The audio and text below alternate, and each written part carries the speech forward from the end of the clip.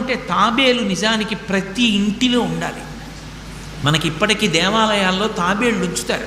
ప్రతి దేవాలయంలో తాబేలు ఉంటుంది. పూర్వం ప్రతి నూతిలో ఒక తాబేలు నుంచేవారు. ఎందుకు తాబేటిని ఉంచుతారో తెలుసా? తాబేటి యొక్క దర్శనము మంగళ దర్శనం.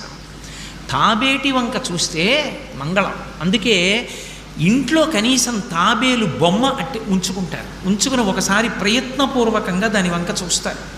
ఎందుకు తాబేలు ఇంట్లో ఉంచుకోవాలి అంటే దాంట్లో ఒక రహస్యం ఉంది. దీక్ష అని ఒక మాట. దీక్ష అన్న మాట దేనికి అన్వయం అవుతుంది అంటే యజ్ఞానికి అన్వయం అవుతుంది. యజ్ఞం చేసేటటువంటి వాడు దీక్ష స్వీకరిస్తాడు.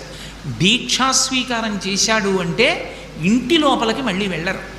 ఇక పూర్తయిన తర్వాతే ఇంట్లోకి వెడతారు. ఇల్లు విడిచిపెట్టి బయటికి వచ్చేసి దీక్షావస్త్రాలు కట్టుకొని మేళతాళాలతో యాగశాల ప్రవేశం చేస్తారు. ఇక ఎప్పుడు మళ్ళీ ఇంటికి వెళ్ళడం? ఆ యాగం